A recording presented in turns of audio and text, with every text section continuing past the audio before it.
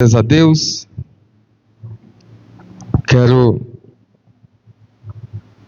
Eu quero louvar ao Senhor nessa noite pela vida dos irmãos que aqui estão. Deus abençoe a cada um aqui neste lugar. Quero fazer menção do pastor Luciano e da pastora Vânia. Amém? Deus abençoe, obrigado por estar aqui conosco nessa noite, para a glória de Deus. Levítico capítulo 1, versículo 1. Levítico capítulo 1, versículo 1.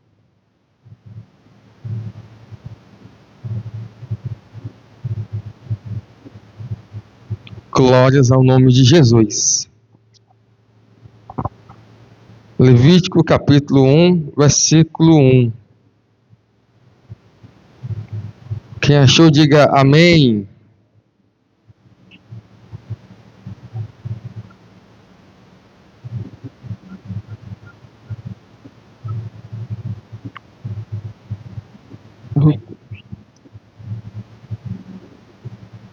Pode botar que eu boto aqui. É só. Todos acharam?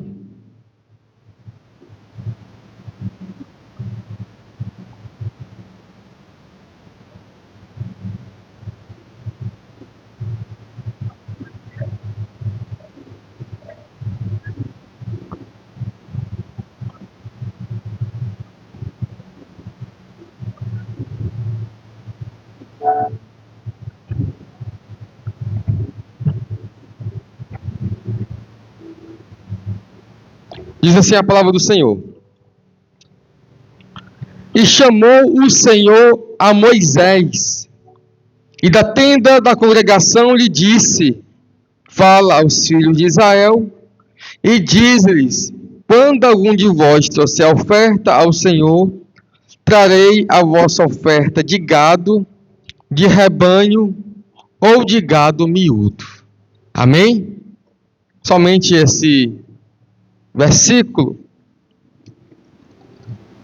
Glórias ao nome de Jesus.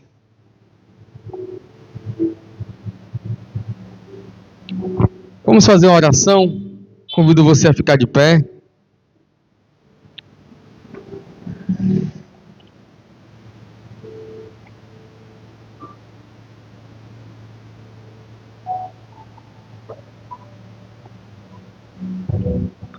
Vamos ficar de pé em nome de Jesus. Eu quero, antes de começar a leitura, a pregação da palavra, fazermos oração neste lugar, porque nós precisamos que o Senhor toque nossas vidas, irmãos. Nós precisamos cultuar a Deus. E cultuar a Deus envolve muita coisa que aqui no texto nós vamos observar e entender. Mas nós queremos nessa noite, como disse a irmã Suiane, cultuar com o nosso coração. Então eu convido você a fechar os seus olhos, mas não fechar também a sua boca. Eu convido você a fechar os seus olhos, mas você abrir o seu coração e abrir os seus lábios. E antes da palavra ser ministrada, nós também oraremos depois da palavra ministrada. Mas eu quero quebrar algumas barreiras que eu estou percebendo nessa noite, irmão. Eu quero quebrar algumas barreiras que nós chegamos aqui, foi para adorar o nome de Jesus. Nós chegamos aqui para dar glória a Ele, exaltar a Ele. É claro que tem muita coisa que atrapalha às vezes, a nossa mente está distante. Tanta coisa acontece, mas nós viemos aqui com um objetivo. E esse objetivo não foi outro, senão louvar ao nome de Jesus, adorar o nome de Jesus, entregar algo a Jesus neste lugar. Espírito Santo de Deus, eu estou aqui com a Tua palavra, Senhor. E a Tua palavra ela vai ser dita, ministrada entrada, mas que o Senhor, antes, ó Deus, de falar no nosso coração, que o Senhor prepare este coração também para ouvir, para entender tudo aquilo, Deus, que nessa noite o Senhor quer revelar. Meu Deus, em nome de Jesus, toma esta igreja nas tuas mãos. Toma, Deus, a cada um que chegou até este lugar, Senhor. A tua palavra é preciosa, a tua palavra é importante, a tua palavra é pão do céu, a tua palavra é alimento, a tua palavra é vida, a tua palavra é tudo aquilo que nessa noite nós precisamos, Senhor. E eu te peço, te convido, Espírito Santo de Deus, vem mover em nosso meio, vem mover na tua vontade, ó Deus, em nosso coração, em nossa mente, que nós sejamos, ó Deus, a terra boa, porque a tua palavra ela é boa, mas que o nosso coração, nesta noite, meu Deus, ele seja como uma terra boa, e esta semente lançada, ela possa produzir. O Espírito Santo de Deus, tu tem liberdade, Senhor, em nosso meio, tu tem liberdade no meio desta igreja. Nós viemos aqui, foi para adorar o nome dele, glorificar o nome dele. Se isso é verdade, igreja, eu convido você a abrir a sua boca. Você não precisa que a igreja tenha 1000 pessoas para adorar. Você não precisa que tenha uma banda profissional para você adorar. Você não precisa estar numa igreja grande ou pequena, ou média, ou bonita ou feia, não. O verdadeiro adorador, ele adora em qualquer momento, em qualquer situação, em qualquer circunstância. O verdadeiro adorador, ele veio com um propósito, ele veio com um objetivo. Foi dizer: Jesus, está aqui a minha vida. Jesus, eu sou o teu altar. Jesus, eu sou aqui aquele que vou me ofertar diante de ti. Por isso, o Senhor, recebe, meu Pai, os nossos louvores que já foram entoados, mas que o nosso coração continue a ser uma oferta diante de ti, Senhor. E fala conosco pela tua palavra, confronta, exorta, mostra, responde. Meu Deus, nessa noite tu tem liberdade, Senhor. Tu tem liberdade para agir em nossas vidas conforme a tua vontade, e assim eu quero te agradecer, que o Senhor fale conosco pela tua palavra. Nós não queremos escutar a voz do Leiciano, não, nós queremos escutar a tua voz, independente da voz dele. Fala conosco neste lugar, em nome do Senhor Jesus. Você pode bater no peito aqui e dizer: Senhor, fala comigo neste lugar. Diga: Senhor, fala comigo neste lugar, porque eu preciso ouvir a tua voz. Se isso é verdade, você pode aplaudir a Jesus, aproveitar para glorificar, exaltar e bendizer o nome dele.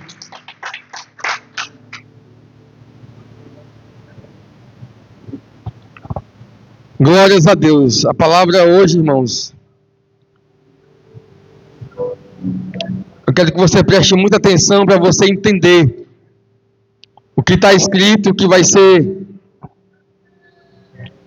dito diante do Senhor.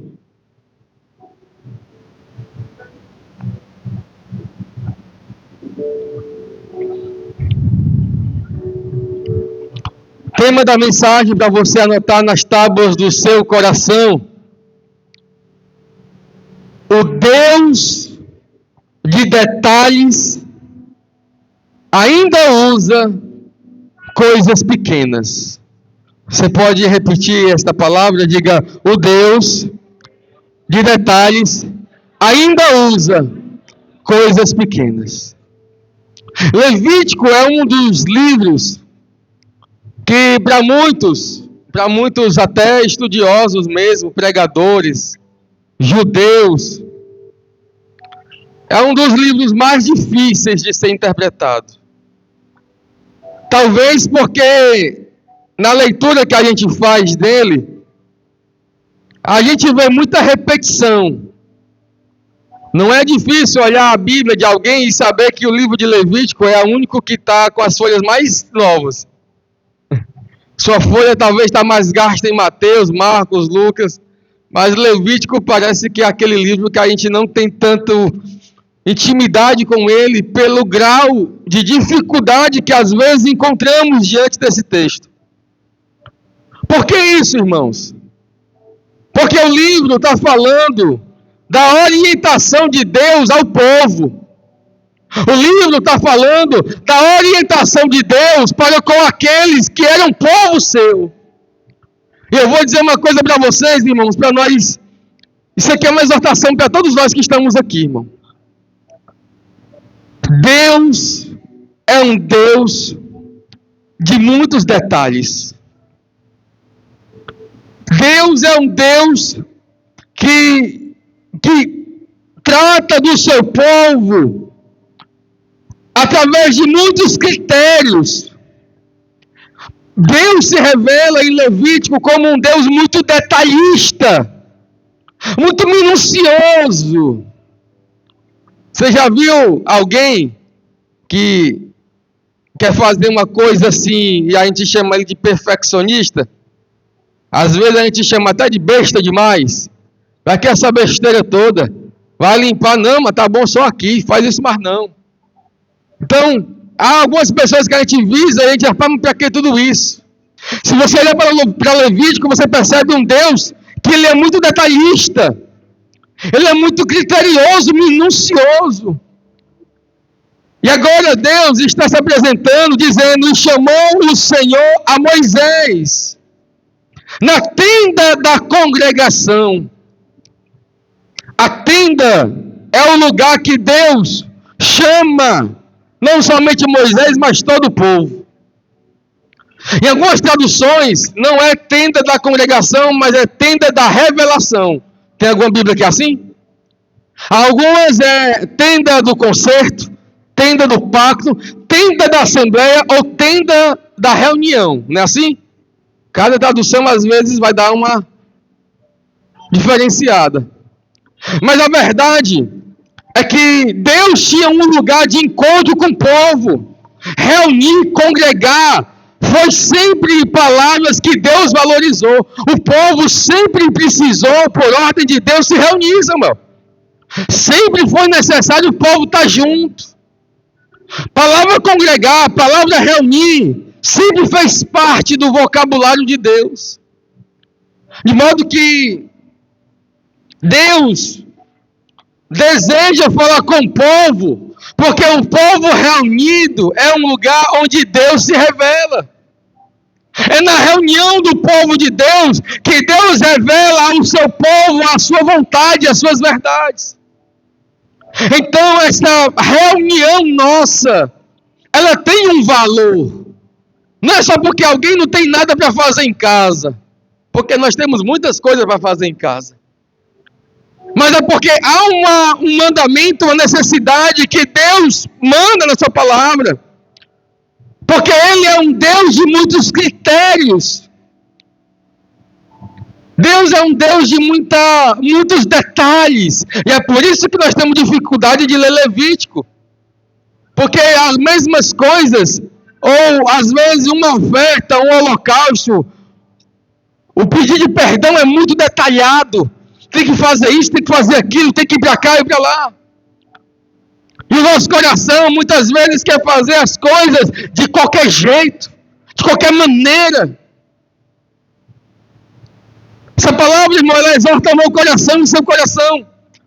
Porque muitas vezes nós queremos dizer assim, não, tá aqui, eu dei, eu fiz, eu vim, tá beleza.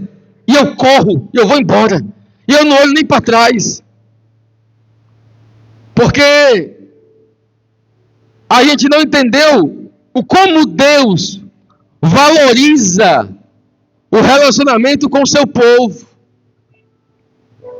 Aqui, irmãos, tem algumas coisas que a gente vai encontrar no livro de Levítico. A palavra sacrifício vai aparecer muitas vezes aqui. A palavra oferta, a palavra holocausto, a palavra sangue, a palavra altar, são palavras que a gente vai encontrar com muita facilidade nesse livro. Só que existem algumas coisas aqui que parece que as pessoas passam por cima e não vê. E eu gostaria de ministrar sobre elas, porque Deus ainda valoriza as coisas pequenas. Nós temos às vezes um coração e um pensamento de muita grandeza. Nós queremos sempre o maior. Mas Deus ainda valoriza coisas pequenas. No sábado começamos o projeto aqui com as crianças, com os jovens. E não interessa se só tem 1, 2 ou 3 ou 4. O interessante é que uma semente vai ficar plantada no coração deles. E daqui a 10 anos, o Simon, o Gustavo, a Hannah, alguém vai lembrar e dizer, olha, quando eu era adolescente, criança, alguém sentou comigo. E não importava se havia multidão ou não, mas me ensinou a palavra, orou comigo. E fez o que ninguém queria fazer, porque alguém só quer fazer a obra quando tem multidão. Mas Deus nunca precisou de multidão para fazer nada.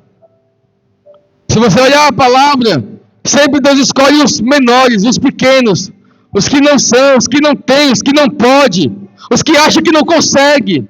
É 1, é 2, é 3. Ah, não, tem 32 mil. Não, ele não quer. Ele só quer 300 para que o poder dele se manifeste. E você pode dizer, não foi o meu braço que fez, mas foi o Senhor que realizou. Então Deus não tem essa preocupação que a gente tem de status, de multidão, de grandezas. Aqui, irmãos, nós vamos ver de todas as ofertas. Tinha a oferta do novilho, do boi, tinha as ofertas grandes, que eram os assados, mas tinha algo aqui no livro de Levítico. Eu quero que você abra comigo no capítulo 2, no versículo 1, que Deus valoriza, e nós precisamos entender. Levítico capítulo 2, versículo 1 vai dizer, quando alguma pessoa fizer oferta de manjares ao Senhor, a sua oferta será de flor de farinha. Nela deitará azeite e sobre ela porá incenso. Levá-lo-á aos filhos de Arão, os sacerdotes, um dos quais tomará dela um punhado de flor, de farinha, e do seu azeite com todo o seu incenso, e os queimará como porção memorial sobre o altar. É a oferta queimada de aroma agradável ao Senhor.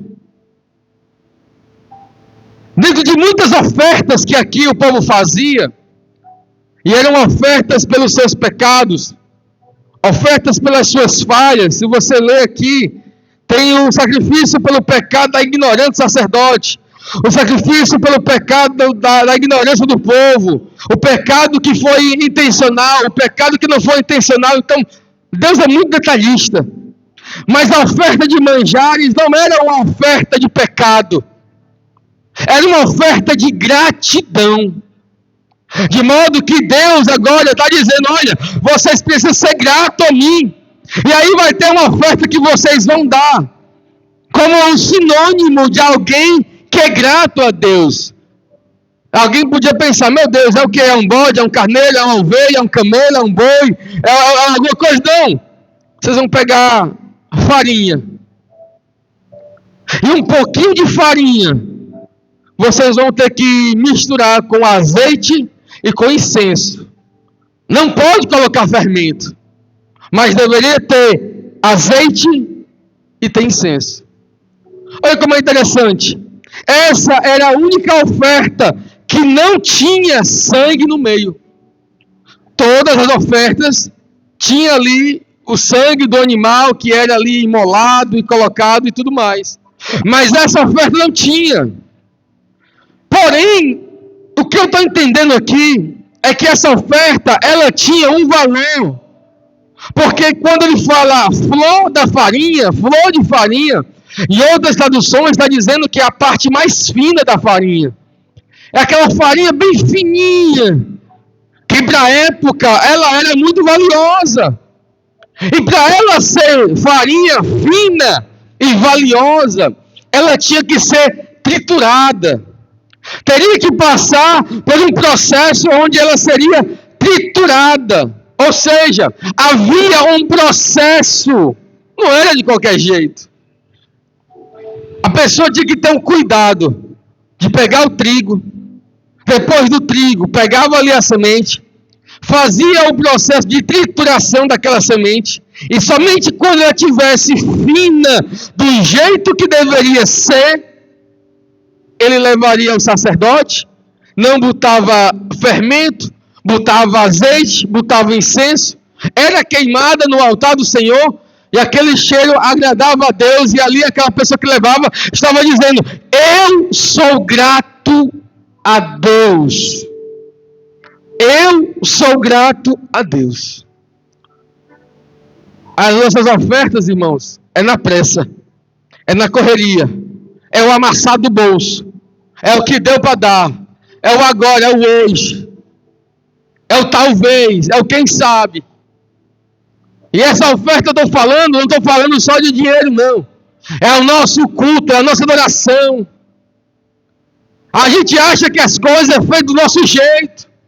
A gente acha que as coisas é feito da nossa maneira. Por mais que o Antigo Testamento, as leis e rituais não são válidas para nós, porque a gente não sacrifica mais boi. Ninguém mata mais ovelha para poder pedir perdão a Deus. Sabemos que as leis se cumprem em Jesus. Mas o princípio da reverência, o princípio da gratidão, o princípio de alguém que chegava diante do Senhor e não chegava de qualquer jeito, desarrumado, de qualquer forma, não. Mas chegava com temor, chegava com alegria, chegava com gratidão, chegava com humilhação. A gente tem dificuldade, irmão, para no culto levantar, baixar. O pastor pede para orar, ninguém ora. O pastor pede para levantar a mão, ninguém levanta. O levita, o cantor está tentando fazer alguma coisa. Irmão, igreja, louve. A igreja calada. A igreja olhando para o céu. A igreja pensando em quem não veio, quem voltou. Nós vamos ter agora, irmão, com o encontro de mulheres. Encontro de mulheres. Já está certa pregadora, já está certa cantora. Essa semana eu boto o cartaz e mando para os irmãos. Mas por que quando é um culto de mulheres, ou um evento na igreja, que tem decoração, que tem banda completa, que tem cantor com voz bonita, muito bonita, Juliana Aquino canta bem demais, a irmã que vai vir, Tainá Dutra, canta bem demais. Por que a gente consegue adorar de um jeito? Por que a gente levanta a mão, fica feliz e está ali no culto, aquele negócio todo, mas nos cultos da semana, os cultos normais da igreja, que não tem profissional, não tem voz bonita, não tem o adorno, não tem a decoração, irmão, não tem tudo isso. Mas a presença não falta, a presença continua com efeito ou sem efeito, com cantor bom sem cantor bom, com teclado ou sem teclado, com violão sem violão. O que faz a diferença numa igreja não é o adorno dela, é a presença de Deus, é a presença do Senhor. Então, se Ele está aqui, irmão, o que nos impede de adorar, o que nos impede de glorificar, o que nos impede, por que nós temos que ir para Canaã, nós temos que ir para o Luiz Henrique, nós temos que ir para o Luiz Hermínio, nós temos que ir para a igreja grande, para ser crente, para dar glória, para adorar a Deus. Agora vai ter lá na Canaã o Hernando Dias Lopes. Eu gosto dele, eu vou lá. Eu já disse para os irmãos, rapaz, eu vou chegar cedo, porque eu sei que não vai ter cadeira. Aí por que para Canaã, lá no final do mundo, eu vou ter que chegar cedo? A nossa congregação a gente só chega tarde, atrasado, de qualquer jeito, de qualquer maneira, amassado, assanhado. Não! Nós não vamos até de Hernando Dias Lopes. Porque Hernando Dias Lopes sem Deus é só mais um. Então o mesmo Deus que está na Canaã dos Jessegóis também está no nosso meio.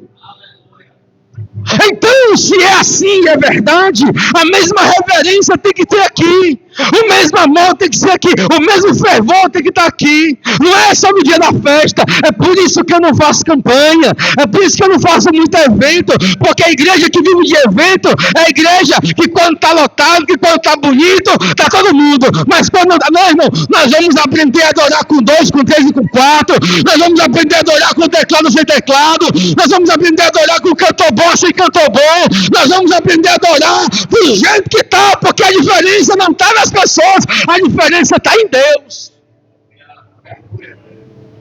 E eu vou bater nesse martelo até nós aprender, irmão, a ser crente sem evento, a ser crente sem decoração. Nós vamos aprender com a palavra no dia a dia aqui nessa igreja. Que Deus não está preocupado com... Quando eu falo de arrumação, não entenda que é roupa, não, viu? Porque se Deus quisesse roupa bonita, Ele ia lá para Brasília, lá para o pessoal que é rico, todo mundo tem paletó bonito, roupa bonita, não. Mas é a nossa expressão diante de Deus. É como nós chegamos diante de Deus. O texto está falando que esse homem que levava essa oferta, ele levava uma oferta até o sacerdote. E aí havia um processo até o trigo virar farinha fina. Essa oferta não era para tirar pecado, mas é por causa da bondade de Deus. Será que nós não temos motivos para adorar a Deus e glorificar ao Senhor? Será que nós não temos motivos para adorar pela provisão, pela gratidão, pela providência? Aqui a farinha não podia ter fermento, porque o fermento, na maioria das vezes na Bíblia, fala de pecado. E se existe um livro que vai chamar o povo para a santidade, é o livro de Levítico. Santidade ao Senhor é como se fosse o carro-chefe. Todas essas leis, ela tentando trazer ao povo uma coisa que nos nossos dias parece que não tem mais valor, que é a santidade. A santidade, o caminhar correto. O novo convertido é conhecido por fazer muitas coisas para Deus, mas às vezes é feito sem entendimento. E aí a gente vai crescendo, vai evoluindo, passando 1 ano, 2 anos, 3 anos, 4 anos, 10 anos, 20 anos. E ao invés da gente melhorar, parece que estão piorando. Parece que os velhos convertidos, ao invés de estar mais crente, está mais incrédulo. Ao invés de estar mais apaixonado por Jesus, está de qualquer forma.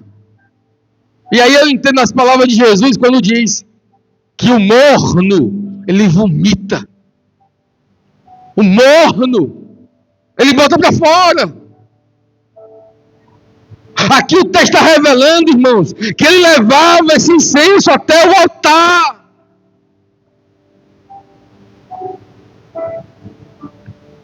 Aí você diz, e agora, como é que nós faz? Você está pregando essa palavra por quê? Vai me trazer farinha no próximo culto? É não. No Novo Testamento, você não vai ver no Novo Testamento os apóstolos falando da palavra altar.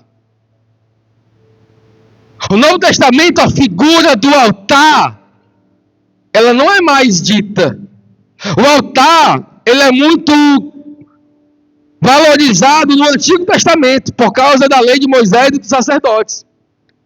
No Novo Testamento, você não vai ver Pedro indo para o altar, João indo para o altar, Paulo fazendo nada no altar.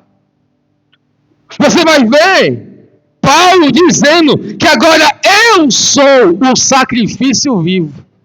Ou seja, agora eu não levo mais nada para o altar. Eu sou o altar e o sacrifício de Deus. Romanos capítulo 12, versículo 1.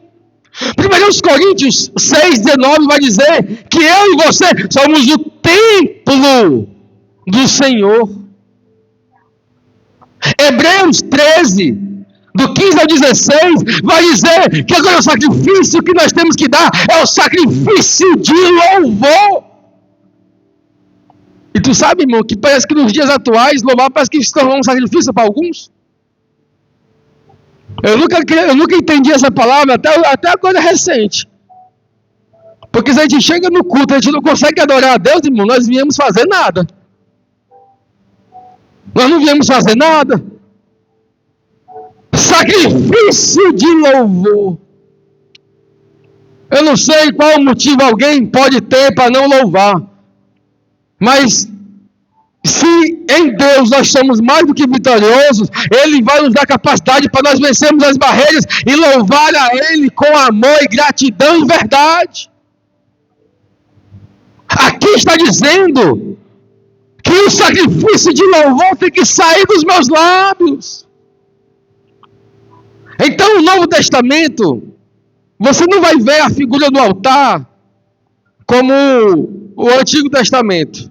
É, no entanto, que o Gleison me falou um dia, perguntou, e a gente tem que ter tempo para poder falar algumas coisas. Esse lugar aqui que nós estamos aqui em cima, normalmente nós chamamos ele de altar. Aqui nós chamamos aqui de púlpito. Mas a gente não vê isso acontecendo na igreja primitiva.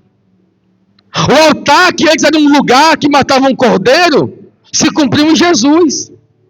Agora, eu sou esse altar. Eu sou o altar e eu sou o sacrifício. E quando eu venho para cá, eu me entrego para Ele em adoração. Agora eu não sou radical em dizer que eu não há, igual eu falei dos levitas, né? A questão dos levitas para os irmãos do louvor, eu estava ensinando sobre isso. Eu não acho errado alguém chamar este lugar de altar, porque embora ele não tenha o mesmo significado, ele lembra um lugar de que alguém está subindo para se ofertar, seja pelo louvor, pela adoração ou pela ministração da palavra. Mas eu preciso entender que este altar não é o mesmo altar de Moisés, não é o mesmo altar de Levítico e não é o mesmo altar do Antigo Testamento. Mas apenas chamamos assim. Então, eu não vejo já algo que seja grave ou agravante. Mas o verdadeiro altar é o nosso coração. Subir aqui ou não, irmão, cantar aqui ou não, louvar, tocar, dizer, pregar, é fácil. Difícil é o meu coração estar aceso na presença dele e a minha vida, o meu coração está realmente queimando em gratidão e amor a ele. É isso que ele quer ver, porque a irmã Suene falou. Não é só as palavras, mas é uma vida transformada. Então essa farinha fina, eu não tenho que trazer aqui para a igreja. Essa farinha fina é a minha vida. E assim como o trigo, que ele era moído, eu preciso ser moído.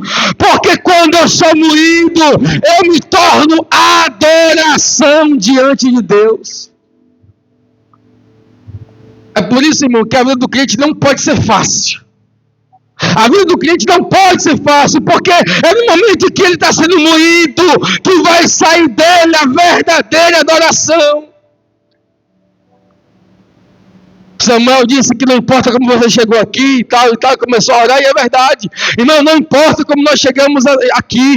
Pode alguém ter chegado até moído, mas é melhor você moído do que você com fermento.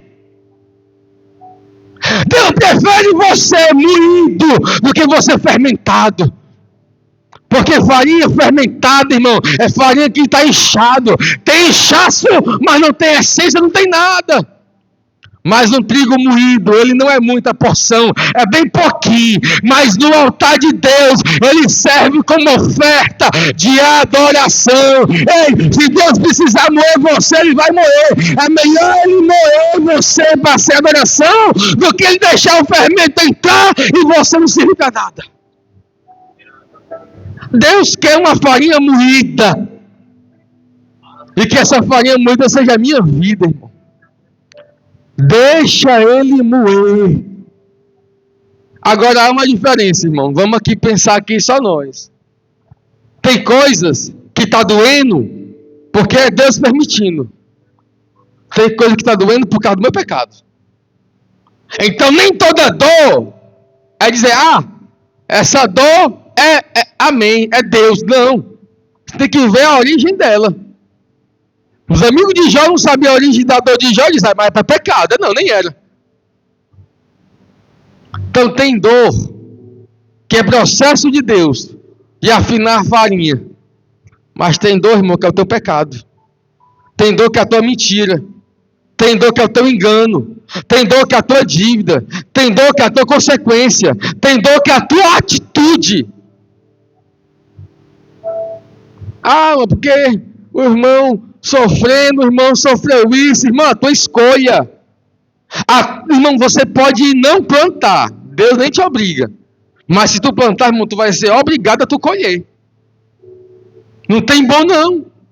Deus não obriga a plantação, mas Ele obriga a colheita daquilo que você plantou. Por isso que para Deus não tem coitadinho. Não tem menino, não, bicho, não tem. Nós somos fruto do que plantamos. Nossas escolhas direcionam aonde nós vamos chegar. E aqui o texto está me dizendo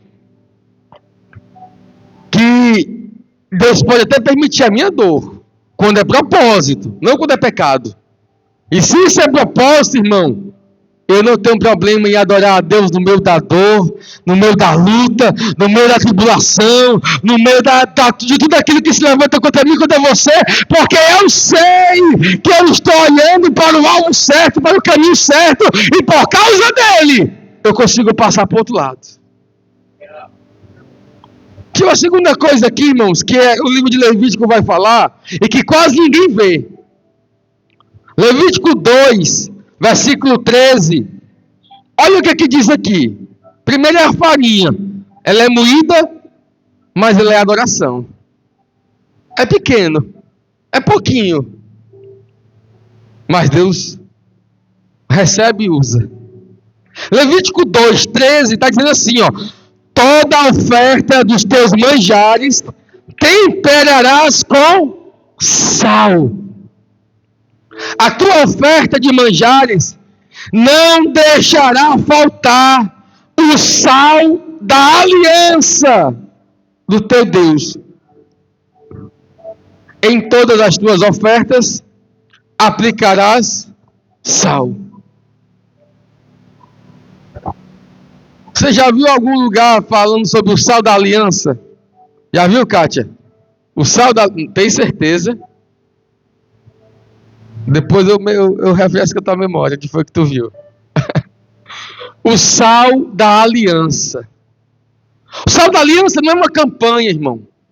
O sal da aliança era o Senhor dizendo, olha, todas as tuas ofertas, tu faz, beleza. Mas tem uma coisa que tu não pode esquecer de botar dentro dele. É o sal. O sal é um tempero que para as ofertas aqui de manjares era essencial. E o que significa, pastor? O sal.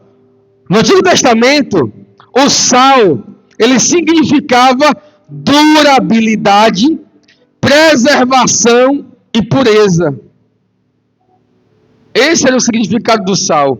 Na oferta, o sal era importante, pois representava o compromisso com o povo. Era uma aliança do sal. Aqui está escrito. Aliança do sal. E por que, irmãos, que Deus estava falando sobre isso? Porque quando alguém ia dar a oferta para Deus lá, de gratidão, ele dizia assim, dê a oferta, mas não esqueça de colocar o símbolo do compromisso, que era o sal, porque o sal é aquilo que preserva, que sustenta, é aquilo que quando você coloca numa carne ou em qualquer outra coisa, aquela coisa se torna mais durável. Deus não aceitava uma oferta sem sal. Se você observar, vocês que estão aqui, irmãos, você vai ver uma coisa.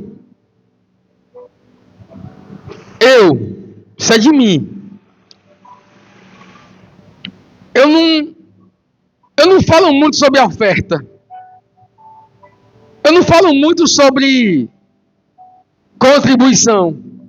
Não é um assunto que na minha pauta, na minha pregação, está em evidência. E lendo esse texto, eu aprendi uma coisa hoje, que realmente confirma o que eu penso. Pela palavra. Quando alguém ia dar uma oferta, alguém dava a oferta, o manjar, com sal, e o sal é compromisso. E aí Deus me disse uma coisa, eu à tarde lendo, escrevendo. Deus não aceita a oferta de quem não tem compromisso. Por isso não adianta a gente ficar falando sobre oferta, porque alguém pode dar a oferta sem ter compromisso. Eu prefiro pregar sobre compromisso. Porque se alguém tem compromisso com Deus e aliança com Deus, automaticamente essa pessoa vai ofertar tudo que ela tem, inclusive a vida dela, que é o mais importante. Deus não aceita uma oferta sem sal, porque o sal é o compromisso. E para levar para o altar, tinha que ter aliança, o sal da aliança. Por isso não adianta estar no altar se não tiver aliança. Não adianta, irmão, nós estarmos aqui, se nossa aliança for com homens, nossa aliança for com ministérios.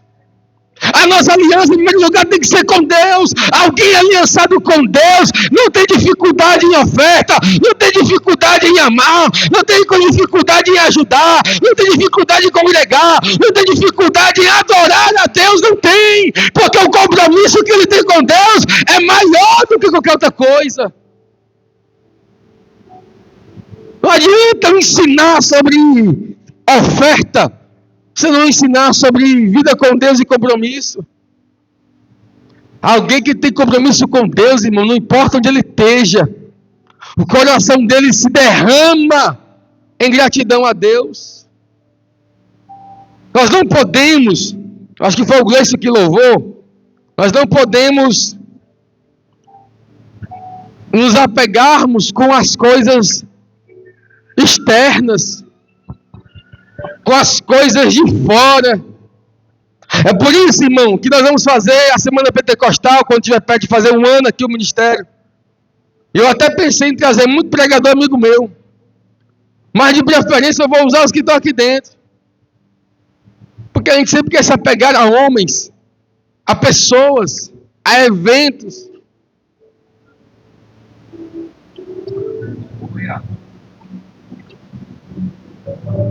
E você nunca vai me ver querendo atrair ninguém por outra coisa aqui, que não seja pelo amor e pela aliança com Deus e com a palavra. A aliança de sal, irmão, é simples.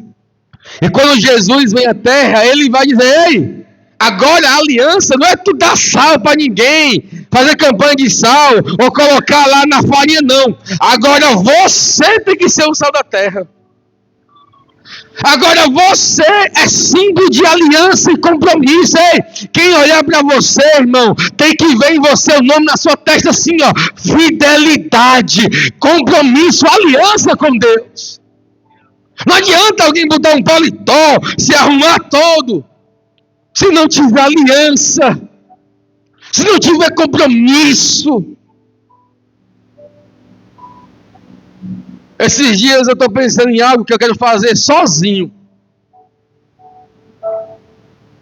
Catiane já está perguntando para onde é que eu vou. Eu não vou dizer para onde é que eu vou.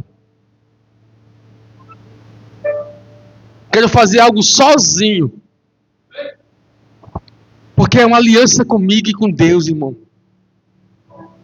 Alguém nunca vai entender o que você tem com Deus. E nem precisa entender. E nem você às vezes entende o seu chamado que você tem com Deus. Ah, porque o irmão não entende o meu chamado, mas nem você entende. E é bom que nem entenda mesmo. É bom, irmão, que a gente tenha um particular, um secreto com Deus. É bom que a gente tenha uma aliança, um compromisso com Ele. Agora eu não dou o sal. Jesus falou: agora eu sou o sal da terra. Eu sou aquele que alguém vai olhar e vai dizer: esse tem aliança, esse tem compromisso, esse é verdadeiro, esse é fiel, esse é adorador, esse é verdadeiramente um servo de Deus. Tem alguém aqui nessa noite que é assim? Meu Deus! Aliança de sal. Existe um outro item que Levítico vai me revelar, que a gente não dá importância, mas para Deus é importante. Deus dá importância para a farinha fina, bem pouquinha. Deus dá importância para o sal, que ninguém nem vê. E aí, se fosse falar do sal, tinha um bocado de coisa, né? Conserva, ninguém vê e tal, um bocado de coisa.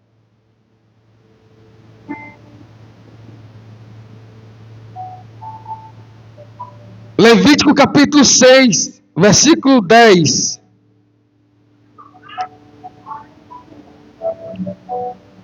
Eu tenho uma outra coisa que Deus quer revelar para nós aqui, irmãos.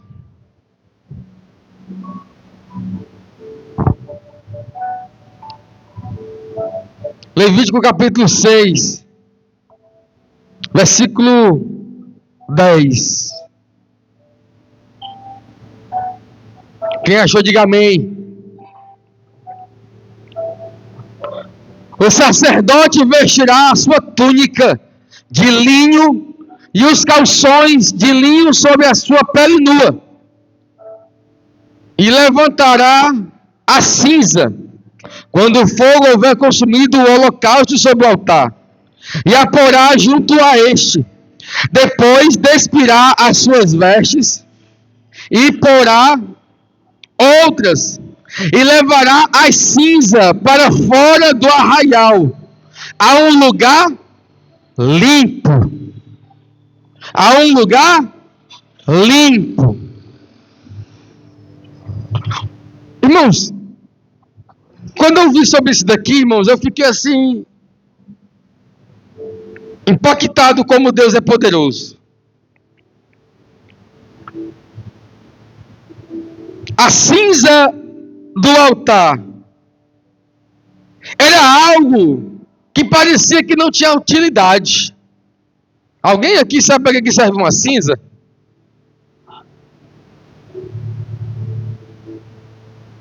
Mas o texto está dizendo que o Deus que é detalhista, Ele está revelando algo.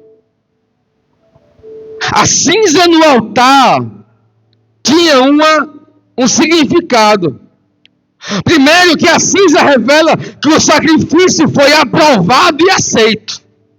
Porque somente quando todo o sacrifício queimava, é que o sacerdote dizia, realmente vocês foram perdoados pelos vossos pecados.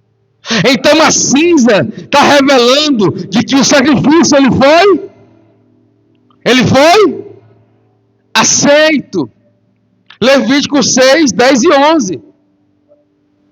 O texto também está dizendo que a cinza revela que não é o fim, Regis. A cinza não é o fim. Todo mundo ia para o altar, aí lembra do quê? Da lenha, do fogo, do sacrifício, não é assim? Nós que somos aqui os pregadores, não lembra disso? Mas a cinza não é o fim. A cinza, ela tinha um significado e uma utilidade. Em Jó 42:6, a cinza foi usada como forma de arrependimento e humilhação. A cinza servia para alguém de que quando essa pessoa estava arrependida ou triste, igual a Jó 42:6, lá no começo também você vai ver isso, ele pega as cinzas e joga na cabeça. A cinza tem utilidade, irmão. A cinza também era usada no dia do luto. Lamentações 3:16. Alguém estava enlutado, logo as cinzas era símbolo de que aquela pessoa estava passando por algo difícil. A cinza tem utilidade. Números 19, você vai ler e você vai ver que as cinzas significava purificação. Depois você lê o capítulo 19 de Números, você vai ver que o sacerdote, ele ia pegar a cinza, misturava com água e jogava no camarada. Alguém que pegasse no morto, ficava impuro. E quando pegava cinza com água, o sacerdote jogava nele, automaticamente, ali pela lei de Moisés, ele era purificado. A cinza servia para purificar. Aí você vai ler no texto que Deus está dizendo, olha, tu vai trocar tua roupa, tu vai pegar a cinza e tu vai colocar num lugar limpo. Irmão, cinza é cinza, pastora. É sujo, vai sujar. Como é que você pega uma coisa que vai sujar e bota num lugar limpo? Porque para Deus, irmãos, a cinza ainda tinha utilidade. O fato dela não ser o fogo que brilha não significa que ela não tinha utilidade. Talvez essa cinza, assim como a farinha representa a minha vida em forma de gratidão, assim como o sal significa a minha vida em forma de aliança, as cinzas também representam a minha vida. Alguém vai dizer, não, mas cinza é aquilo que acabou no altar. E quando Deus me disse uma coisa sobre isso, eu fiquei tão impactado que eu quero encerrar essa mensagem para nós orarmos em cima desta palavra que o Senhor falou comigo. Quando a gente vê o sacrifício, a gente diz, não, tá tudo ok, tem fogo, tem lenha, tem holocausto, tem tudo. Quando apaga, alguém diz, não, não tem mais nada, joga fora porque é lixo. E Deus está dizendo, não é lixo, é precioso. Cinza servia para consolar alguém no momento do luto, do arrependimento e até da purificação. Porque para Deus, irmão, aquilo que já passou pelo altar não perde utilidade. Para Deus, aquilo que já passou, a cinza foi tirada do altar. Ei, foi tirada do altar, mas não perdeu a utilidade. Ela pode ter sido retirada do altar, mas mesmo onde ela está, o lugar limpinho que o Senhor preparou para ela, ainda assim vai ter alguém triste, e no momento da tristeza vai dizer, eita, eu estou precisando de alguma coisa, do que é? Eu estou precisando de cinza, para colocar na minha cabeça, e dizer do Senhor, Senhor, eu estou triste, amargurado, por causa disso e disso e disso. Tem muita cinza, irmão, que já saiu do altar, e porque saiu do altar, imagina que não tem utilidade. Mas eu digo para você, que uma pessoa que já passou, Samuel, nesse altar, e aqui eu estou falando no sentido de servir ao Senhor, irmão, quem já passou pela presença, pelo altar de Deus, não perde a utilidade. Pode ser cinza, pode alguém achar que é carvão, que é jogado fora, não, você ainda tem utilidade na mão do Senhor. Não, mas eu queria ser fogo que brilha, não interessa, o fogo até brilha, mas a cinza consola. Deus ainda quer usar as nossas vidas mesmo em dias de cinza. Deus ainda quer usar a nossa vida, porque Ele se preocupa nos detalhes e as pequenas coisas. Deus não tem problema com quem é pequeno. Deus tem problema com quem acha que é inútil. Mas coisas pequenas nem sempre são inúteis. Coisas pequenas são por Deus ferramentas que Ele ainda quer usar. Levítico revela um Deus que não está olhando só para a multidão, para grandes coisas, Ele está olhando para coisas pequenininhas. Eu quero usar a farinha, para mim é importante o sal, eu quero sal, para mim é importante as cinzas do altar. Que o Senhor nessa noite, Ele possa restaurar a nossa vida dia após dia. E não importa se nós já passamos pelo altar, presença, aliança, comunhão, sacrifício, nós ainda temos utilidade. E Deus vai usar as nossas vidas. Você pode ficar de pé comigo em nome de Jesus? Amém? Você pode aplaudir ao nome do Senhor? Aproveitar e glorificar e exaltar o nome dEle. Amém, Gleice? Gleice? Caleb? Ei, Caleb. Glórias a Deus.